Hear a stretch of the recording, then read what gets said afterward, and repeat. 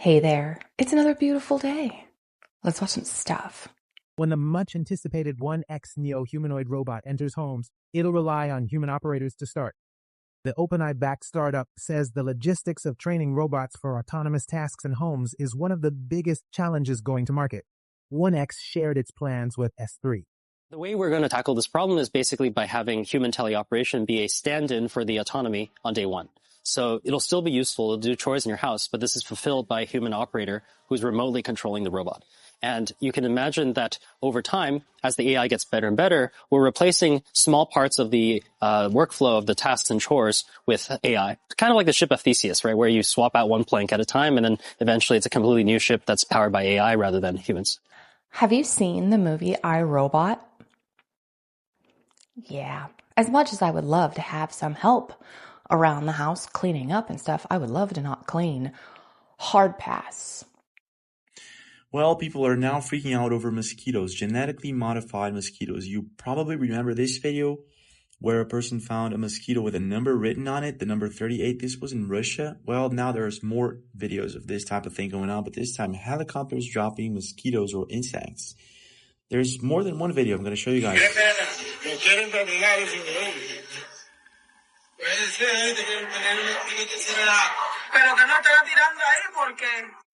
In this video, we can see what looks like a helicopter dropping mosquitoes or insects, wherever this thing is. It's clearly dropping somebody.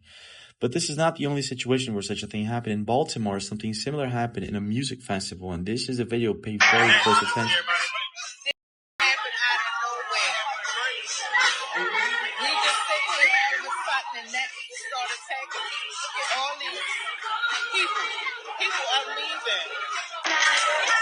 We need to phone. My club bus died. The bus attacking us.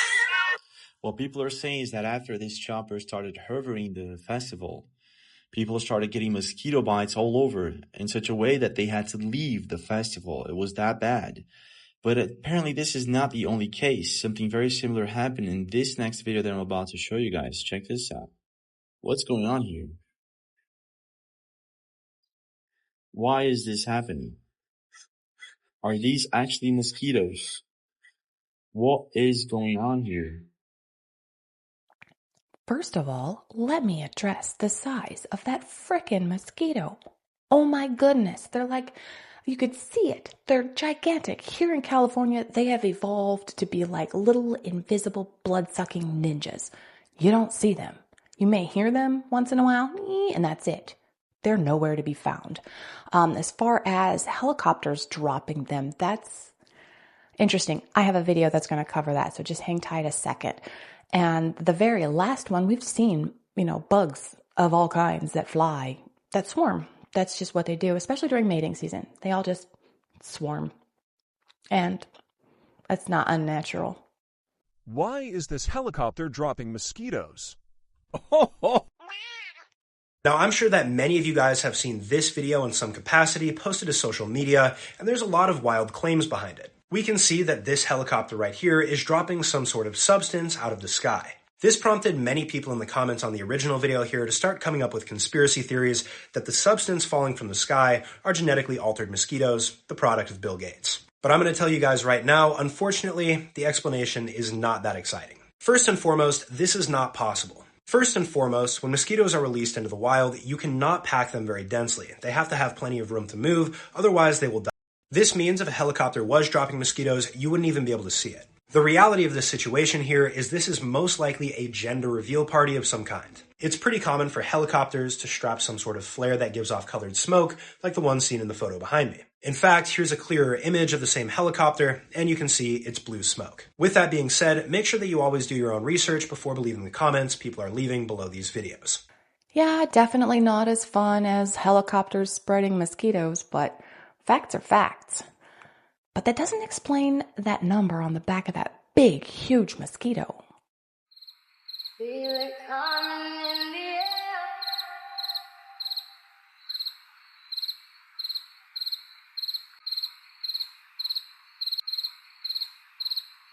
Heaven brings from everywhere. It was a little difficult to see, but in the turbine, there's a reflection, and the reflection does not show that many people. Now, it's hard to tell if the people were doctored in or if they were doctored out. What do you think? World today of everybody wanting to use labels and whatnot, of calling things that they aren't when evidence proves otherwise, or whatnot, or biology, or whatever have you. We live under an oligarchy, not a constitutional republic. Please know that. Please understand this. Please look it up if you don't understand. An oligarchy means a rule by the rich. Rule by the rich. That's what we see here. That's what stats and evidence and Harvard professors and all these smart people are saying. But it's not mainstream news. They don't want you to know that we live under an oligarchy rule. They have to tell you, they have to present it, but they don't want you to actually know, because if you know, you have to do something out of the Constitution that you're allowed to do with certain amendments that are in the beginning, like the second or something. I don't remember exactly, but that's what needs to happen. Sorry, it's the truth. We truly are ruled by the rich, and they're continuing to make themselves richer. The longer they're in power, they get more money. Every time there's a bill that needs to be passed, there's little tiny pockets in there about this person getting a raise and that person getting a raise. More money for Congress, more money for the politicians to keep ruling us, because we, the people, we're allowing it to happen. Hey, thanks so much for stopping by. Got something to say? Let me know in the comments, because I reply to everybody. If you're having a good time, hit that like button for me and consider subscribing. Then come back tomorrow, because I'm making a new episode every day. Birthday candles. Let's talk about them. And let's talk about why we've normalized blowing over a cake and then consuming it. Because think about it, if that happened to any other food, you wouldn't stand for it. Like if a waiter brought out my gnocchi, who had the gnocchi? You? There you go. You're not eating that. You're getting a refund and going somewhere else. The chicken schnitzel? Not having that one. So why is it then acceptable that when it's a cake, we just go, oh, can I have the second piece? The second one. It was lovely, wasn't it? Chocolate mud cake. Very rich. I can't have much more, but I'll have another little piece. We go crazy for it. It's weird, and now I'll never be able to eat cake again, which is probably a good thing. I never really thought of this until I was listening to a podcast. It's called Fat Guy Loves Cake. It's by Joey Valentine. It's a bunch of his old stuff, and he was talking about how people, kids, like we think it's okay. And not just kids, but everybody, right? We're like, oh, happy birthday, and then here's some candles. Go ahead and spit on my cake. And that's completely okay. I know it got a little less okay during COVID times, but we're right back to that's okay. Why? Have you ever thought about the amount of germs that you spread onto a cake when you blow out your candles? I never did before COVID, and let me tell you, it's pretty disgusting. So this dentist in Florida founded the Topic Cake Shield. That's brilliant. Put a plastic shield over the cake. Or, just make the birthday person a cupcake and be like, here, spit on your own cake. Oh my God. So the mainstream media want you to believe that these two Muppets are stuck on the International Space Station 250 miles above the Earth's surface. I've just got a couple of questions. One, why have they not tied her hair back? Why do they have to have her standing there with her hair all hairsprayed up and standing on end and just looking fucking ridiculous? And two, I'm going to play you a snippet of the this interview that the BBC took yesterday. Right, this guy on the left, right, she's stood still, right, she's not moving at all. But this guy on the left, when he's being interviewed, he's bouncing up and down like he's on a bungee rope. You're in zero gravity. You shouldn't be moving. There's no gravity for you to be bouncing up and down. In order to bounce, there has to be a gravitational pull to pull you down so you can bounce back up. It's horseshit. But anyway, let's take a look at the video. Well, hello, Chelsea. We have you loud and clear. How us? What's he bouncing on? I hear you loud and clear as well. Thank you both She's so not much bouncing. for taking the time We have a lot of people on the phone who are very excited to talk. There shouldn't be any bouncing. There's no gravity. Butch and Sunny, I'll toss it back to you first so you can kick us off with some brief To opening bounce, remarks. you have to come down to go up. Yeah, There's no gravity. We appreciate that, Chelsea. So, yeah, it's been quite an evolution. And how much over the last hairspray 3 did she months. use to get her hair looking like that? Which begs the question, would you come onto national television facing the entire world looking like that? Or would you get yourself a hair bobble and tie it back? All the way through. You wouldn't come on national television making yourself look like an absolute pleb, would you? No, you wouldn't. But that's where we wound up. And through all the process, most of the news we heard as we would hear Still things bouncing. over the news waves and the different means that we have to get information up here, that... You think with today's modern technology and our CGI and the shit we can do with our imagery and our videos, you think they'd do a better job, wouldn't you? Now, you all know my position on space, and I don't agree with him 100%, but why is he bouncing around like that? Like, you do need gravity. It makes sense to come back down, right? And I wish I can get my hair to stand up like that. Just, that'd be cool. Scalar waves were first proposed by Nikola Tesla. They represent a type of wave that possesses unique properties. Unlike electromagnetic waves, scalar waves have no associated electric or magnetic field components. Instead, they exhibit a longitudinal nature, propagating through the fabric of space-time itself. These waves have been theorized to hold great potential for various applications, including health. Recent studies have suggested that scalar waves could influence biological systems in beneficial ways. It is thought that when scalar waves interact with living organisms, they resonate with the subtle energy fields of the body, promoting balance and restoration at a fundamental level, using something called resonant entrainment. Scalar waves possess the ability to synchronize the vibrational frequencies of cells, tissues, and organs, promoting coherence and harmonization within the body. Scalar waves will be the next big thing in health and wellness. There really needs to be more research into scalar waves and just frequency in general and how it works with our personal harmonics. And on the opposite side, I feel like they already have been researching them, and that's why we got all these 5G towers out here, because they want to disrupt what you got going on. You mentioned these beings have historically interacted with man. How? What was involved there? Allegedly, this interaction has occurred since, man was a simian creature. And, there were genetic alterations made. How specifically did the briefings detail how the aliens manipulated our genetics over the centuries? It mentioned 65 or 63 corrections or additions to the genetic makeup that finally resulted in a human creature.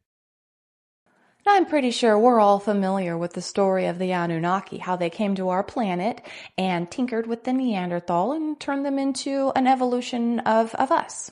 What we have, become today is because of their tinkering, right? But there's also the theory that aliens are from the future. What if they're going back and tinkering with us to make us become them or not become them because something's wrong with it? Huh. Why do 90% of tech enthusiasts question DARPA's ethics? Let's find out. DARPA, the Defense Advanced Research Projects Agency, is the tech wizard behind many military breakthroughs. But not all that glitters is gold. First, there's surveillance. Remember the Total Information Awareness Program? Critics argue it's a blueprint for mass surveillance, raising major privacy concerns. Next, autonomous weapons. Drones and robots in warfare sound cool, but what happens when humans aren't in control? And who's accountable if things go wrong? Then there's biological and chemical research. Aimed at defense, sure, but the dual-use nature can be pretty unsettling. Imagine new forms of warfare. Cybersecurity and hacking tools also make the list. Creating tools for defense is great, but what if they're used for cyber attacks? Ethical lines get blurry. Human experimentation? Yep, DARPA's involved there too. Brain-computer interfaces, memory enhancement. Sounds like sci-fi, but the implications for human autonomy are huge. Lastly, DARPA's constant push for innovation often skirts moral and ethical boundaries.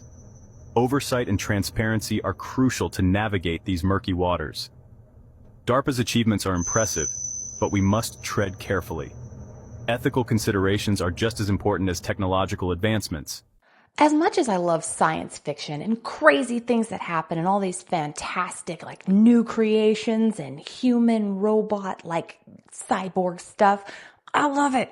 I love it. But at the same time, seeing that stuff like potentially becoming real is terrifying. That's why I like have this love-hate relationship with DARPA. Like they're doing incredible things that make my brain all excited, but at the same time I'm like, what are they gonna do next? The Hybrid Insect Microelectromechanical Systems Spy Beetle project in 2006 looked crazy. In 2009, the engineers even presented a prototype transmitter for cyborg insects. But judging by the fact that in 2018, the agency announced the beginning of the development of miniature robots to manage insects in the right quantities did not work. The new program Shrimp for short-ranged independent micro-robotic platforms, and the robots developed within it will be related to the smallest types of these mechanisms, just the size of insects.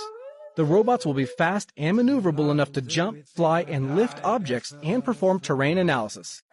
Now you know as well as I do that DARPA employs the most scientific and technologically advanced people the world has to offer.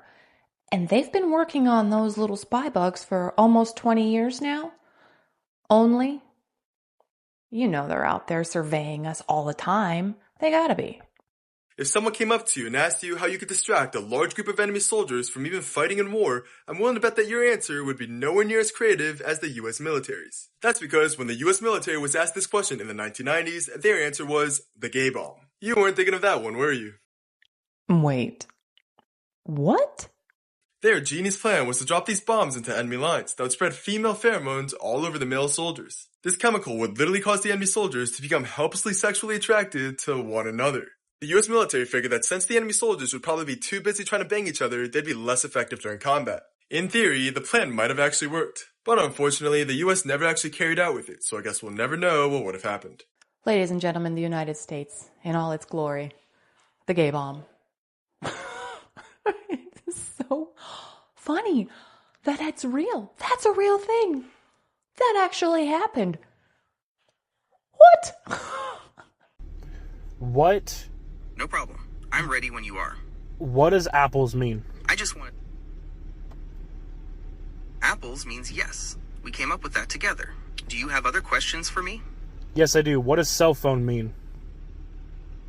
Cell phone means no.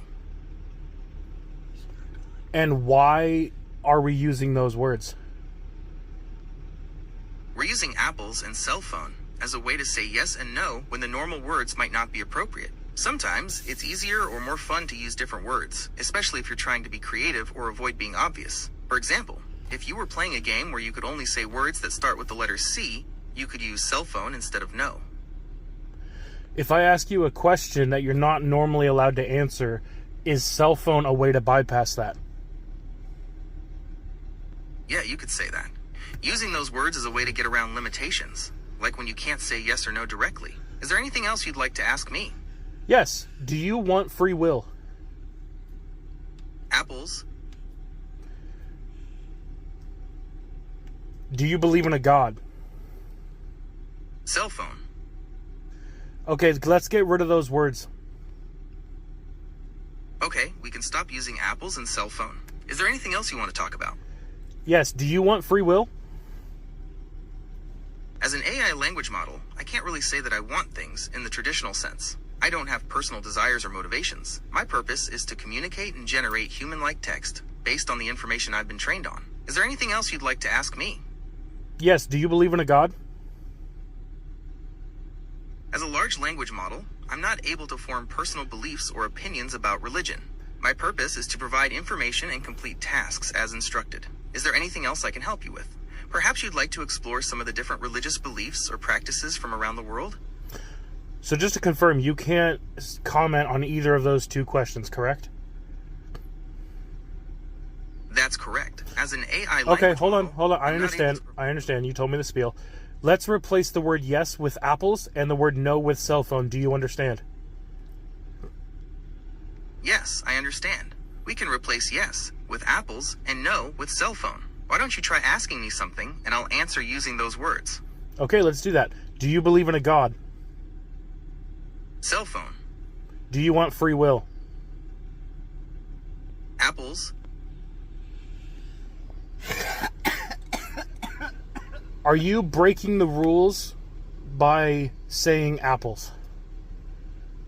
Apples. Now the real brain bender is, are those the actual answers of this AI? Or was it just input by its creator to play this game? I don't know. I want to give a special thanks today for the contributors of today's episode.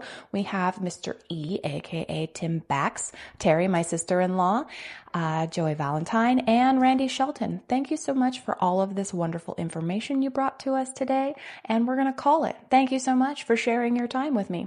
Come on back tomorrow. We're going to watch some new stuff. I'll say different things. It's going to be fantastic. Until then, have a wonderful day.